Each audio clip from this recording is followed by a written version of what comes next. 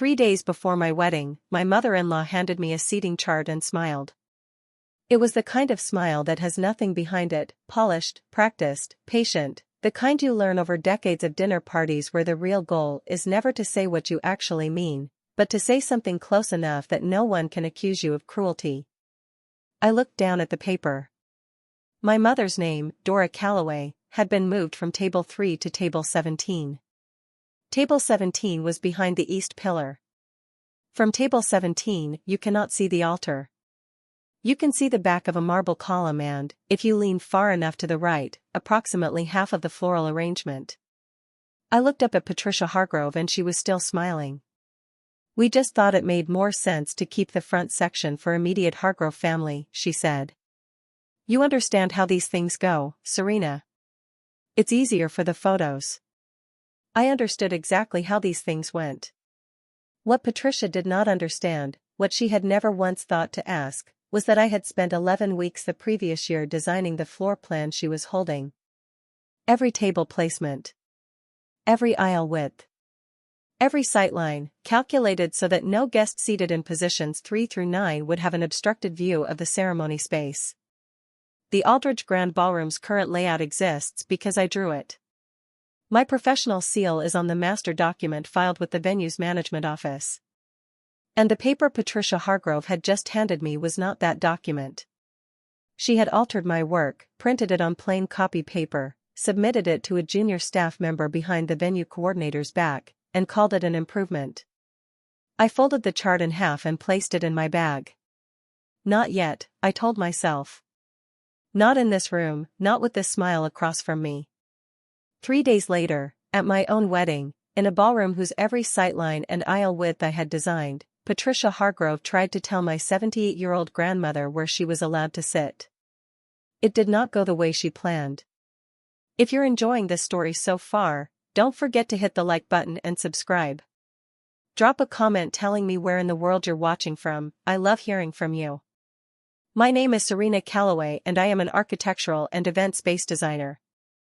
I co-own a small firm called Calloway and Reed Design with my business partner Marcus Reed. We do commercial interior renovation work, restaurants, boutique hotels, historic event venues, and we are good at it in the quiet, unglamorous way that good work usually is. No magazine covers, no viral projects, no name that Patricia Hargrove would recognize at a cocktail party. We have a steady client list, a strong portfolio, and a reputation for coming in under budget without cutting corners. That last part matters more in this industry than any press feature ever will. The Aldridge Grand Ballroom renovation was our largest project to date. 18 months before my wedding, the Aldridge's ownership board hired us to redesign the main event space, 6,800 square feet of historic ballroom that had been poorly reconfigured in the 1990s and never properly corrected. We spent 11 weeks on the design phase alone. We rerouted the sightlines, widened the center aisle for ADA compliance, repositioned the table groupings away from the structural pillars that had been blocking guest views for 30 years, and reworked the acoustic panels so the sound carried evenly without feedback near the stage. It was exacting work. It was the kind of work that is invisible when it is done correctly. Guests sit down, they can see, they can hear, the room feels right, and they never know why. When we submitted the final construction drawings, the Aldridge filed them with the city and with their own records office. The document bore the Calloway and Reed firm letterhead, the project reference number AR 2022-047, and my professional seal. It was, in every legal and professional sense, my floor plan. None of which I was thinking about when I agreed to hold my wedding there. I was thinking about the light through the tall west windows in the late afternoon. I was thinking about how good the restored hardwood floors looked. I was thinking about Nana Rosa standing at the entrance and seeing the room the way it was meant to be seen. I was not thinking about the East Pillar, because I had already solved the East Pillar problem 18 months ago. I had not counted on Patricia deciding to unsolve it. I met Daniel Hargrove 4 years before the wedding at an industry conference in Cincinnati. He was there representing a commercial real estate firm. I was there because one of our renovation projects, a boutique hotel lobby in the short north, was being featured in a hospitality design panel. We talked for 40 minutes next to a hotel lobby coffee station, and by the time I registered that I had missed my own panel, I already knew I wanted to see him again. Daniel is kind. I want to say that clearly, and I want you to hold on to it, because this story could make it easy to forget. He is a genuinely kind person who grew up inside a family structure that rewarded agreement and punished disruption. He loves his mother the way people love a house they were raised in, not because it is healthy, but because it is the only architecture they have ever known. That distinction took me 3 years to fully understand. And by the time I did, I also understood that loving Daniel and navigating his family were two separate problems that required two separate approaches. The first time I met Patricia Hargrove, Daniel and I had been together 6 weeks. She invited us to Sunday dinner at the Hargrove home in Westfield, a 4-bedroom colonial with a wraparound porch and a kitchen that had been renovated twice in a decade. Patricia answered the door in a silk blouse and pearl earrings for what Daniel had described to me as a casual family dinner. She looked at me, my blazer, my hair, my hands, in that specific order, and said, "Daniel tells me you do interior design." I told her I did architectural renovation work. She nodded in a way that suggested she had filed that information somewhere she did not intend to retrieve it. "How lovely," she said, and turned to take Daniel's coat. I stood in the doorway for 1 second longer than I needed to. Not from rudeness, from recalibration. I was updating my read on the room. William Hargrove, Daniel's father, shook my hand warmly and asked polite questions about my work over the first course. He nodded at the right moments and seemed genuinely curious. Then Patricia steered the conversation to Chelsea, Daniel's younger sister, 28 at the time and installed comfortably in her parents' home, and William followed, the way he always followed, quietly and without complaint. I noticed it. I catalogued it. I extended every benefit of every doubt I had and went back for a second Sunday dinner. And a third. By the fourth, I understood the pattern clearly enough to stop expecting it to change. Anything I said about my professional work was acknowledged briefly and redirected. Anything Daniel said about my work was reframed as his generosity. "It's so lovely that Daniel supports your career, Serena, not every man does," as though I had a hobby he was indulging rather than a firm I had built. Patricia once told a friend, within my clear earshot at a Hargrove family barbecue, that her son was dating a decorator. When I introduced myself as a licensed architectural designer at that same gathering, Chelsea, warm, thoughtless, a perfect echo of her mother, corrected me to her cousin. "She does event spaces," Chelsea said. "You know, like parties and things." She said it with the exact brightness people use when they want to be friendly and diminishing at the same time. I did not correct her. I was still in the phase of hoping things would shift naturally. They did not shift naturally. They calcified. I want to be precise about something, because I think it matters. Patricia Hargrove is not a stupid woman. She is, in fact, sharply intelligent in the specific way that people are intelligent when their entire social architecture depends on knowing exactly where everyone stands. Her dismissals were not careless. When she referred to my work as decoration, when she moved my mother's name to the back of the room, when she submitted a revised floor plan to a junior staff member instead of the coordinator, none of it was an accident. It was a seating chart. She had been writing it since the first Sunday dinner. She was just waiting for an occasion large enough to enforce it. Daniel proposed in October, 2 years into our relationship, at home, over a dinner he cooked himself. It was quiet and completely perfect. For approximately 48 hours. Then Patricia called to discuss the venue, and the planning began. I will not walk you through all 11 months of it because the individual moments were ordinary in the way that slow water damage is ordinary, nothing dramatic, just a persistent drip wearing away at something structural. Patricia chose the florist without consulting me, then presented the selection as final. She made a separate phone call to the caterer, without telling Daniel or me, and requested that 2 dishes be removed from the menu. I found out when the revised proposal arrived in my email inbox. The dishes she removed were my grandmother's favorites. I had specifically requested them. Patricia added 14 names to the Hargrove guest list in April, presented them as family that simply had to be present, and the catering contract increased by $9,800 at $700 per head. We absorbed it. I did not fight every battle. I picked up the ones that mattered and let the others pass, the way you learn to do when you understand that the goal is not to win every argument but to be standing at the end. My grandmother, Nana Rosa, is 78 years old. She raised my mother alone after my grandfather died of a heart attack when my mother was 11. She worked as a seamstress in a small alterations shop for 34 years. She has arthritis in both hands that has been getting worse for the last decade. She does not mention it unless someone notices how slowly she picks things up. When I designed Table 3 for the Aldridge Grand layout, I was not thinking about a wedding. I was thinking about event accessibility. But I designed it the way I design every table assignment in a space, with the specific physical needs of the people who might sit there in mind. Center aisle, no steps at approach, 4 feet from the nearest speaker column, unobstructed view of the stage and ceremony area. I designed that table to work for someone with mobility limitations who needed to hear clearly and see without straining. I designed it, in other words, exactly for Nana Rosa. When I was assigning the wedding seating 3 weeks before the ceremony, I placed her there without hesitation. I placed my mother, Dora, at the adjacent position. I placed my sister Priya and her husband at the same cluster. Table 3 was the first assignment I made and the one I felt best about. Patricia's revised chart moved all of them.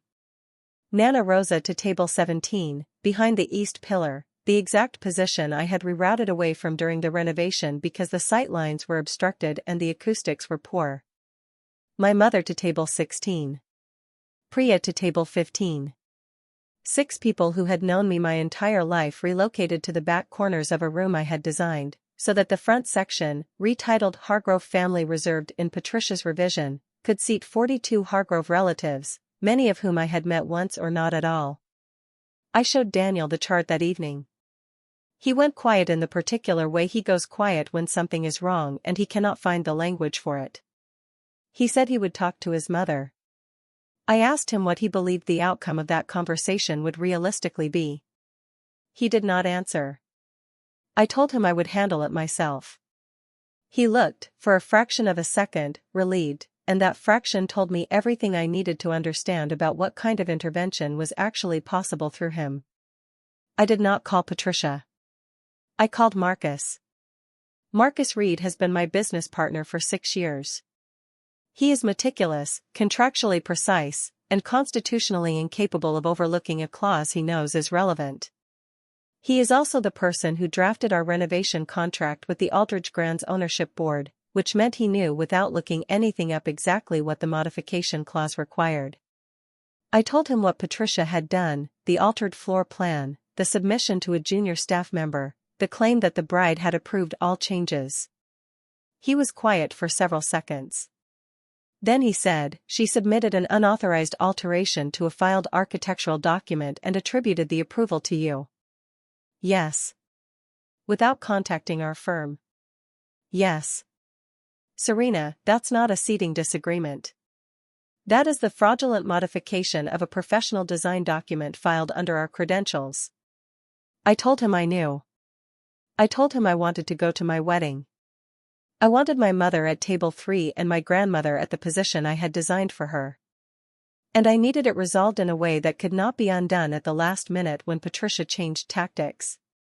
Marcus said he would make some calls. I told him to sleep first. He said he would sleep after.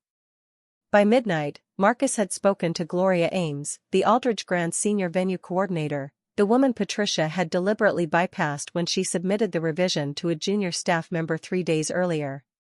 Gloria confirmed that the original floor plan on file was Callaway and Reed Project Reference AR 2022-047. She confirmed that the revision Patricia submitted had been routed around her without her knowledge. She confirmed that per the renovation contract's modification clause, no changes to the filed layout could be implemented without written approval from the design firm of record. Patricia had provided no such approval because she had no way of obtaining it. She was not the design firm of record. I was. Gloria pulled the original document, flagged the unauthorized revision as invalid, and reinstated the operative floor plan with a formal notation in the venue's event file. The Hargrove Family Reserved designation did not appear anywhere in that document. It never had. I went to sleep at 12:53 the night before the rehearsal dinner. I did not send Patricia a message. I did not warn Daniel. There were 39 hours remaining before the ceremony began, and Patricia Hargrove, who had spent 11 months deciding where everyone in that room belonged, did not know that the room itself had my name on it. The rehearsal dinner was held at a private room in a restaurant called Thornfields, 12 blocks from the Aldridge Grand. Patricia had booked it 4 months earlier without asking for my input on the venue, the menu, or the guest list, which by that point in the planning process felt less like an oversight and more like a default setting. I wore a cream dress and arrived with Daniel at 7 o'clock. Marcus was there as one of my guests, seated near the back with my sister Priya and her husband, and when I caught his eye across the room he gave me a small nod that meant everything was confirmed and nothing had changed. I filed that nod away and smiled at William Hargrove, who was standing near the entrance and looked genuinely pleased to see me, which was the most complicated feeling in any room that evening. Patricia was at the center of it all, working the space the way she always worked a space, moving from cluster to cluster, touching arms, laughing at the right moments, the kind of presence that makes every conversation feel like it was the one she had been most looking forward to. She was, I recognized objectively, very good at rooms. She was just not good at the room she did not know I owned. She greeted me with both hands clasped around mine, which was more warmth than she had extended in months, and I understood immediately that the warmth was relief.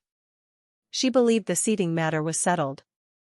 She had submitted her revised chart, she had arranged her family in the positions she felt they deserved, and as far as she knew, the venue had implemented it. The smile she wore at the rehearsal dinner was the smile of a woman who has successfully completed a task and is now simply waiting for the event to confirm her work. I smiled back. I asked her if she was happy with how everything had come together. She said it was going to be a beautiful wedding. I told her I thought so too. And that was the entirety of what I said to her about the seating for the rest of that evening. I was not playing a game. I was choosing the moment, the way you choose when to submit a design revision, not when you are rushed, not when the room is loud, but when all the conditions are correct and the document is exactly what it needs to be. Nana Rosa arrived at Thornfields at 7:30, escorted by Priya, wearing a navy dress she had altered herself at the waist because, as she told me the week before, she did not trust other people's hands on the seams. She moved carefully across the room, the way she always moves in spaces where the floors are unfamiliar, and when she found me she took my face in both her arthritic hands and held it for a moment without saying anything. She has done that my whole life. It is the clearest expression of love I have ever received from another person. I told her about Table 3, not in detail, not with the full explanation about the floor plan and the revised chart and Marcus's midnight call to Gloria Ames. I just told her that I had made sure she would have a perfect view, that she would be comfortable, that the seat was designed for exactly where she needed to be. She looked at me with those sharp, steady eyes and said, "You've always taken care of the details, baby girl." She kissed my cheek. And then she went to find William Hargrove because she is, at 78, still perfectly capable of charming a room she just walked into. I watched her go and felt something settle in my chest. Not calm exactly. Readiness. Chelsea cornered me near the end of the evening, glass of wine in hand, the way Chelsea always approaches conversations, sideways, as though she is arriving casually at something she has been thinking about for a while. She said she had heard I was very involved in the venue selection. I said I was involved in the design of the venue, which was a different and more specific thing. She tilted her head. Mom said you just wanted the Aldridge because it was familiar to you. I held my wine glass. I thought about 11 weeks of drafting and the renovation contract in the city records office and the professional seal on the official floor plan and everything that the word familiar meant and did not mean in this context. I said, the Aldridge is a beautiful space. I'm glad we chose it. Chelsea nodded like I had confirmed something she already believed, and drifted back toward the bar. I looked across the room at Marcus.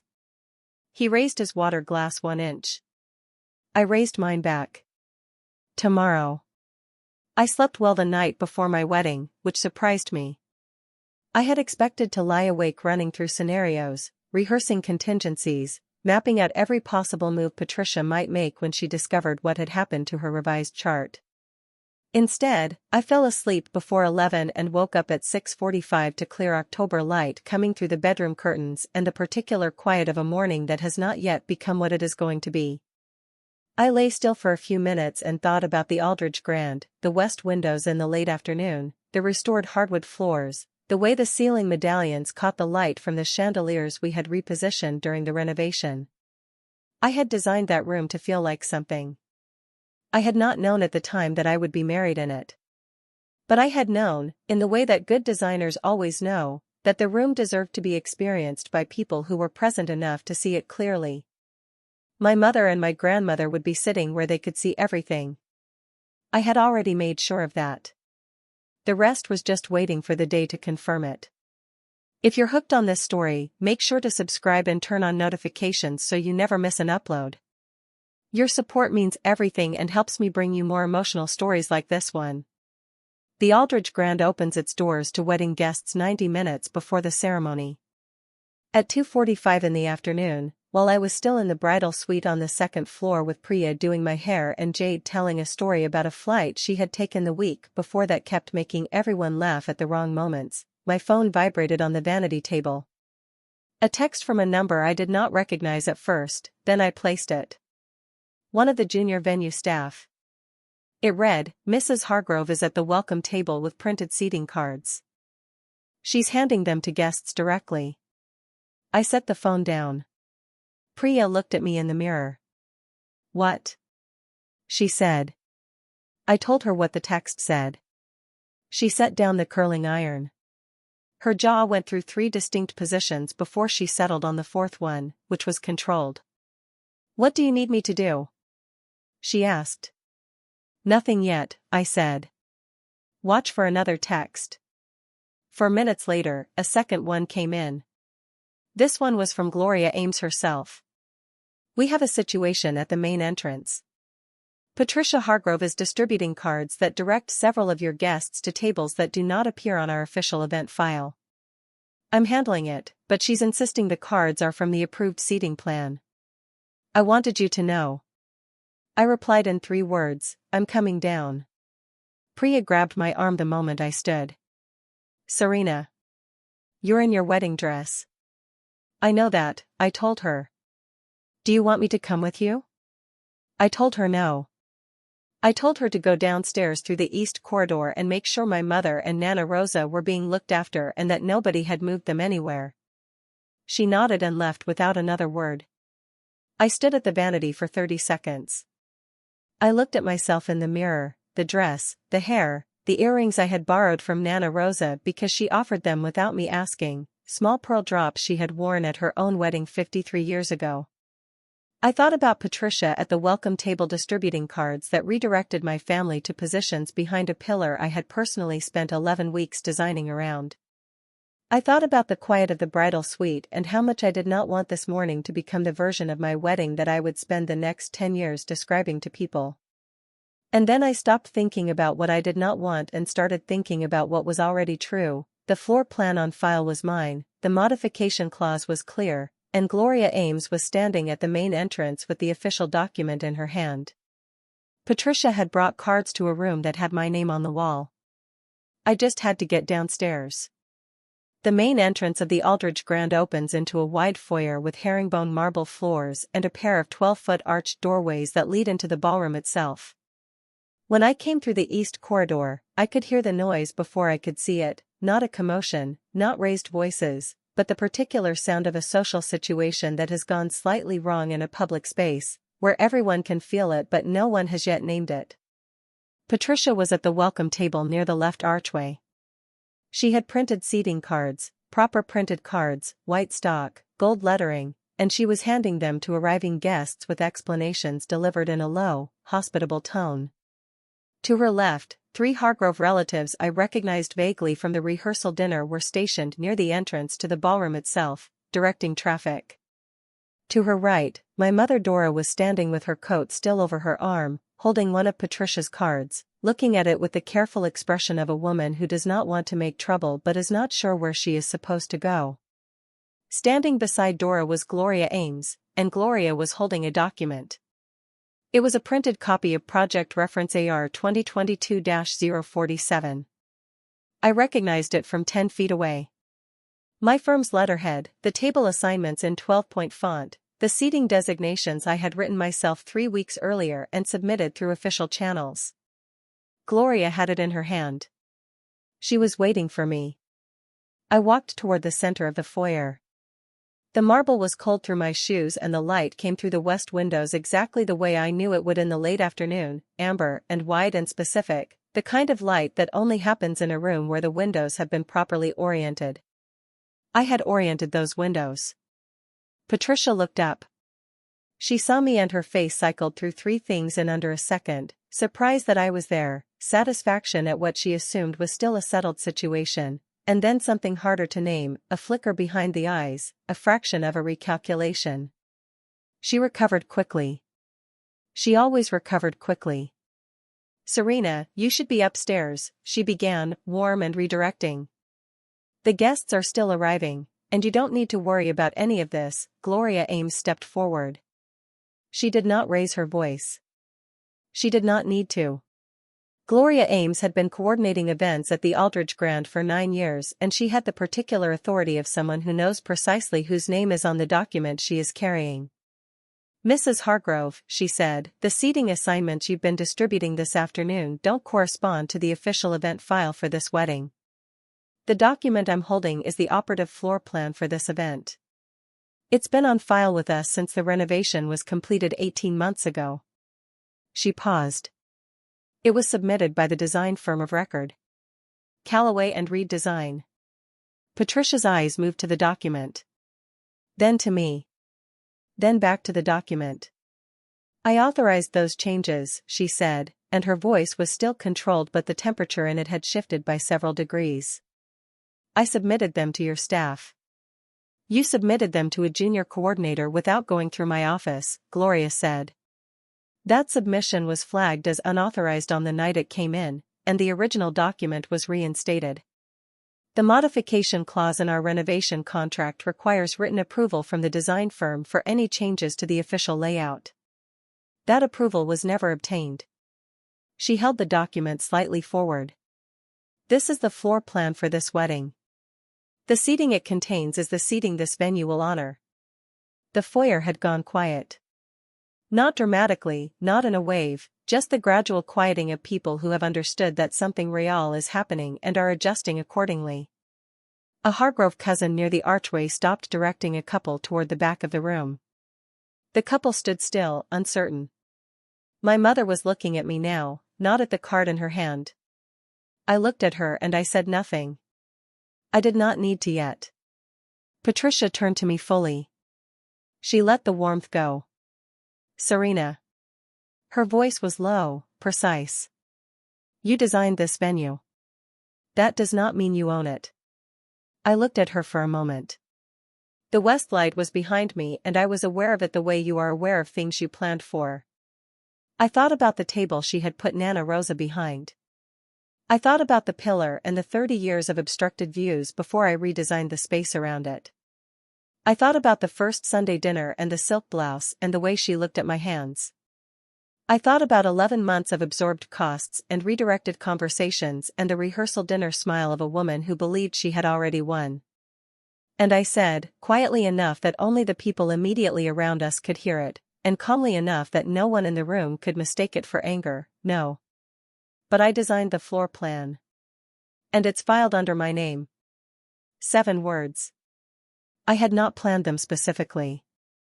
They were just the truth, stated in the most compact form available. Patricia opened her mouth. Closed it. The document in Gloria's hands was there between us, irrefutable, legible, bearing the firm letterhead and the professional seal and the table assignments that placed my mother at table 3, my sister at table 4, and my grandmother at the center aisle position I had designed for exactly the person she was. There was a pause. The kind of pause that lands in a room and changes the temperature of everything. One of the Hargrove relatives near the archway quietly lowered the card she had been holding. A few guests who had been standing nearby looked at the floor, at their programs, at each other. Chelsea, who had appeared at some point near her mother's left side, was perfectly still in the way people are still when they have stopped performing and started processing. William Hargrove was 3 feet behind Patricia. He had not moved since I came through the east corridor. His face held an expression I had never seen from him before, not guilt exactly, but its quiet precursor, recognition. Patricia looked at the document one more time. Her jaw was set. She was not the kind of woman who collapsed publicly. She was the kind of woman who recalibrated, withdrew, and resumed from a different angle later. But the angle she needed did not exist in this foyer, on this afternoon, in this light, in front of these people. She handed the remaining cards she was holding to Chelsea without looking at her, then straightened the front of her jacket, and walked through the left archway into the ballroom. She did not say another word to me. Chelsea looked at the cards in her hands as though she was not sure what they were for anymore. Then she set them on the welcome table and followed her mother. Gloria turned to my mother Dora with a professional and genuine warmth and said, "Mrs. Calloway, let me show you to table 3. My mother looked at me. Her eyes were bright. She had not cried. She is not a woman who cries in public, because she was raised by Nana Rosa, and Nana Rosa does not waste tears on anything that has not yet fully happened. But the brightness was there, and I held it for a second before I nodded toward the ballroom and told her to go, that I would be down in 40 minutes, that the seats were exactly where I had said they would be. She walked through the archway with Gloria. And then Marcus appeared at my left elbow, because Marcus Reed always appears exactly when the meeting needs a second signature. He said, "Everything all right?" I told him everything was fine. He looked at the welcome table, at the remaining gold-lettered cards, at the empty space where Patricia had been standing. "Nice floor plan," he said. I told him I thought so too. I was married to Daniel Hargrove at 4:47 in the afternoon, in the Aldridge Grand Ballroom, in a room whose west windows delivered exactly the amber light I had designed them to deliver. Nana Rosa sat at table 3, center aisle, unobstructed sightline, 4 feet from the nearest speaker, and she saw everything. My mother sat beside her. Priya sat across from them and spent the entire ceremony with her hand over her mouth because she cries at weddings, always has, always will, and is not remotely embarrassed about it. Daniel cried too, which I had not expected and which is, of all the things I will tell you about that afternoon, the one I think about most often. He stood at the end of the aisle and watched me walk toward him, and he cried. Quietly, without performance, the way a person cries when they are present enough to feel the full weight of a moment. Patricia was seated at the Hargrove family table, which was table 1 in my floor plan, a position I had not changed, had never planned to change, because I had no interest in punishing her in the seating arrangement. I had only ever wanted my family where they belonged. She sat with her hands folded and her expression arranged into the composed public face of a woman at a formal event, and she watched her son get married to a woman who had just spent the most clarifying 15 minutes of the entire 11-month planning process standing quietly in a marble foyer with the truth in someone else's hands. Patricia left the reception at 8:30. She told William she had a headache. William stayed until 10, refilled his coffee twice, and danced with my mother once, a slow song, neither of them speaking, both of them smiling at the floor. I watched it from across the room and did not know what to do with what I felt about it, which was complicated and honest and not something I could fully resolve in one evening. Chelsea stayed until 9 and was quieter than I had ever seen her, not sulking, just subdued, the particular quietness of someone who has been present for something real and is still sitting inside it. She hugged me on her way out. Not the performative hug from the rehearsal dinner, not the arms at a distance greeting hug. A real one, brief and slightly awkward, the way a real hug is when two people are not entirely sure yet where they stand. I appreciated it more than I knew how to say. The next morning, Daniel and I had our first conversation as a married couple. Not about the honeymoon or the gifts or the photographs. About his mother. He sat across from me at the kitchen table with both hands wrapped around a coffee mug and he said, "I should have handled it. I knew something was wrong and I let you carry it." I told him I know. "I'm sorry." I told him I believed him. "What do I do now?" That question was the most honest thing he had said to me in 11 months of planning, and the answer was not one I could give him because it was not mine to give. I told him that what he did next with his mother was his work to do, not mine, and that I would not be the reason he didn't do it, but I also would not manage it for him. He nodded, slowly, with the heaviness of someone understanding a thing they had been avoiding for a long time. He picked up his phone and called Patricia. I went for a walk. I came back an hour later and he was sitting in the same place, mug cold, looking out the window. He said the conversation had been hard. I told him I was glad he'd had it. He said she had not apologized. I said I did not expect her to, not yet, and that was all right, because expectations are things you calibrate over time and I had gotten very good at calibrating mine. 3 days after the wedding, Gloria Ames sent a formal letter to Callaway and Reed Design on behalf of the Aldridge Grants Ownership Board. It acknowledged the unauthorized submission of the seating revision, confirmed that the operative floor plan remained Callaway and Reed Project AR 2022-047, and extended formal appreciation for how the matter had been handled. It was professional and measured and exactly the kind of letter that means very little to someone who does not understand what it represents and everything to someone who does. Marcus framed it. I told him not to. He framed it anyway and hung it in the office above the drafting table. 1 week after the wedding, the Aldridge Grants event director contacted Chelsea to inform her that a private event she had begun inquiring about, a fundraiser she had been planning with the venue for the following spring, could not be accommodated. The director cited scheduling conflicts. Marcus and I both know that scheduling was not the reason, but we did not say so out loud, because some things land more cleanly when they are not narrated. Patricia did not call me in the 2 weeks after the wedding. She called Daniel 4 times. I know this because he told me each time, unprompted, which was itself a small and significant shift from the man who had handed me the seating chart situation with a look of relief and said he would talk to his mother. He was talking to his mother now. Not easily, not without difficulty, but he was doing it himself.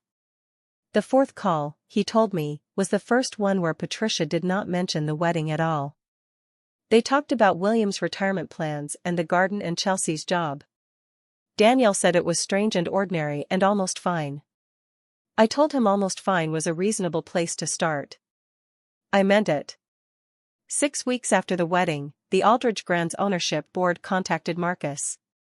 Not Gloria Ames this time, the board itself, 3 partners who had been quiet observers of the renovation project 18 months earlier and were now, apparently, less quiet. They had a second project. An outdoor pavilion adjacent to the main ballroom, 3,200 square feet of underused garden space they had been trying to figure out how to develop for 2 years. They had considered 3 other firms before deciding, in the words of the board's managing partner, that they wanted the people who already understood how the building thought.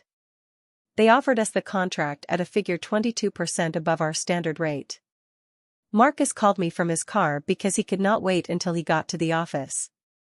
I was at my kitchen table with a cup of coffee, still in the first slow hour of the morning, and when he told me the number I sat with it for a moment before I said anything. Not from disbelief. From the particular gratitude that arrives when something confirms what you have been quietly building toward for longer than you can precisely name. We signed the contract before the end of the month. I did not tell Patricia. It was not information I owed her, but I noticed, in the weeks that followed, that I did not feel the need to use it as a correction either. The work was its own statement. It always had been. The professional recognition settled into my life cleanly, without drama. What was harder, what I want to be honest about, because this story would be incomplete without it, was the grief. Not grief for the wedding, which was, in the net of everything, a beautiful day. Grief for the version of this family I had still been hoping for as recently as the rehearsal dinner, even after 3 years of Sunday dinners and redirected conversations and the particular quiet of being in a room full of people who have already decided what you are. I had spent 11 months planning a wedding inside a family structure that was not designed for me. I had adjusted, absorbed, extended every available benefit of every available doubt, and I had done it out of something that was not weakness and was not naivety. It was love for Daniel, and an honest desire to build something with his family that resembled belonging. That desire is not something I am embarrassed about. It was real and it was reasonable. But it cost me, in the way that hoping costs you when the thing you are hoping for requires another person to choose it too. Patricia did not choose it. And when I finally accepted that clearly, not as a wound to carry, but as a fact to work with, something in me stopped spending energy in the wrong direction. That is the thing about grief you do not expect. It is not always heavy. Sometimes it is just the relief of putting something down. Chelsea called me on a Thursday afternoon in November, 2 months after the wedding. She had never called me before, not once in 3 years of being in the same family orbit. I answered with the careful neutrality I had learned to keep for Hargrove-adjacent conversations, and she opened with, "I don't really know why I'm calling." I told her that was all right, that she could figure it out as she went. She laughed, short and surprised, and then she said, "I owe you an apology. I've been doing that thing where you say someone does parties and things instead of learning what they actually do, and I've been doing it for 3 years and I knew it was wrong and I did it anyway." I let the apology land before I responded. Then I told her I appreciated it. She asked if I would ever want to get coffee. I said I would.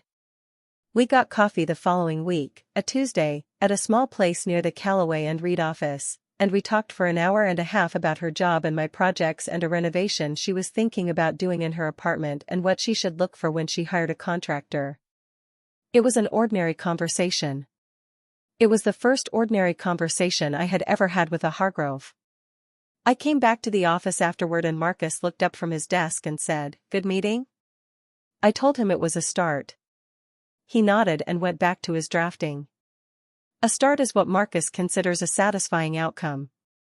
So do I. William called me on a Sunday evening in December.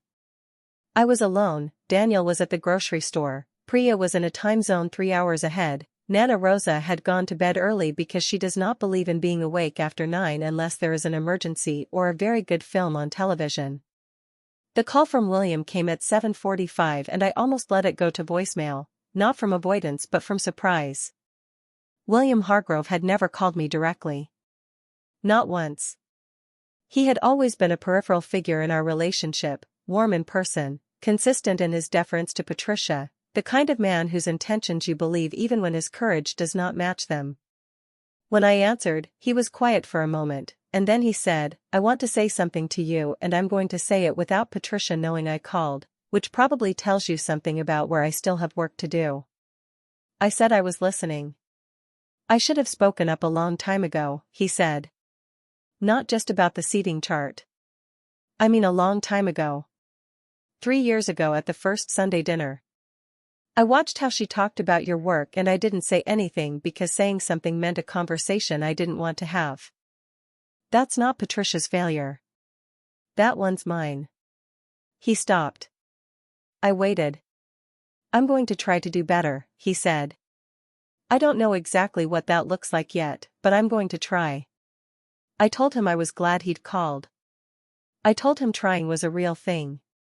He said good night and hung up, and I sat in the quiet of the apartment for a while afterward thinking about what it means to be 62 years old and still learning how to say the true thing out loud.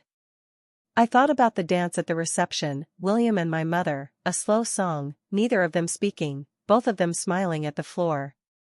I thought that whatever better looks like for William Hargrove, I believed him that he was going to look for it. That was not nothing. It was not everything either.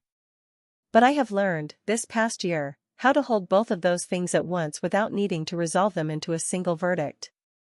Patricia sent a card at Christmas. Cream envelope, her handwriting, no return address, as though the gesture was something she had not fully decided to make until it was already in the mailbox.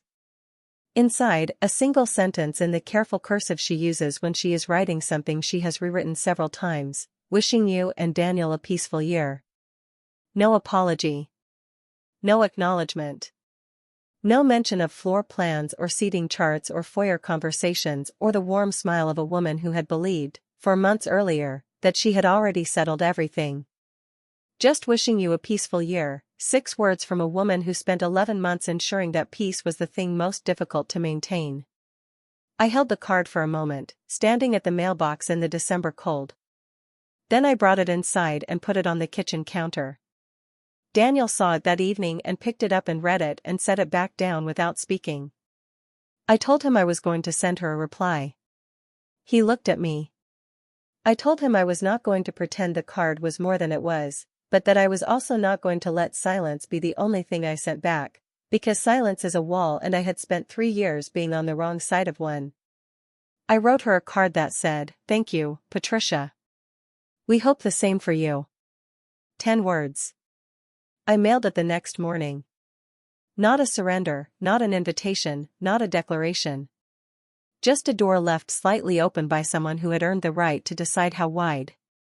I want to tell you something I have been sitting with since the afternoon in the foyer, something that took me several months to find the right words for. Patricia Hargrove did not put my family at the back of that room because she did not see me. She put them there because she saw me clearly enough to feel the need to manage where I stood. That is a different thing, and it matters. For 3 years I had operated under the quiet assumption that her dismissals were the result of an oversight, that if she had just looked more carefully, asked better questions, understood more precisely what I did and what I was capable of, she would have treated me differently. But standing in that foyer, watching her face cycle through its calculations when she realized what the document in Gloria's hands contained, I understood something that no amount of professional validation had previously made legible to me. She had always known exactly who I was. She just needed me to be less than that in order to maintain the architecture she had spent 30 years building. People who dismiss you confidently are not confused about your value. They are afraid of it. And fear, dressed up in silk blouses and pearl earrings and printed seating cards on white stock with gold lettering, is still just fear. Understanding that did not erase the sting of the previous 3 years. But it relocated it. The sting was no longer mine to carry. I handed it back without a speech, without a scene, without anything louder than 7 words in a marble foyer on an October afternoon. That was enough. It was exactly enough. A year after the wedding, I am sitting at my drafting table in the Callaway and Reed office on a Tuesday morning in October. The Aldridge Grand Pavilion plans are spread across the table, 3,200 square feet of garden space that is going to become, when we are finished, a room that works for the people inside it. The east wall will have a continuous run of operable windows so the space can open fully in the summer. The flooring is reclaimed oak from a barn demolition in rural Indiana, something warm and specific and slightly improbable that will make the room feel like it was always there. There is an ADA-accessible path from the main ballroom entrance to every table position in the pavilion, because I designed it that way from the first draft, because that is how I design every space I am given, with the specific people who will be inside it held clearly in mind. Marcus is at his desk across the room, on the phone with a materials supplier, using a tone of voice that means the supplier has quoted him something unreasonable and he is about to explain, calmly and at length, why that is not going to work. The coffee machine in the corner is doing its slow, reliable thing. The morning light comes through the west-facing windows at the angle I knew it would when we signed the lease for this office 3 years ago. I chose this office partly for those windows. I always think about the light. On the corner of my drafting table, in a small ceramic dish I bought at a street market the summer Daniel and I got engaged, there are 2 pearl earrings. Nana Rosa's. She gave them to me after the wedding, not as a loan returned, but as a gift kept. She pressed them into my palm at a Sunday dinner in November and said, "You wore them right." She said it the way she says everything important, briefly, without elaboration, with a precision that makes more room than a longer sentence would.